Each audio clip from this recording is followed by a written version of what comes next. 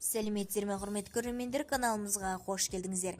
Әлемде және де Қазақстанда болып жатқан жаңалықтарды алғашқылар қатарында біле отырғыңыз келсе, арнамыздағы подписация және де бір ғана лайк түймесін баса кетуді ұмытпаңыздар. Лайк түймесін басқан қолдарыңыз қабатулы қабырғаларын ұстау нәсіп етсін. Ал ендеше бастадым.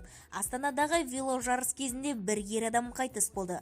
Қазақстанның велоспорт федерациясы таратқан мәліметке сәйкес, жарыс кезінде бір велошабандоз жолдың шиегіне тоқтап, кенеттен қайтыс болды.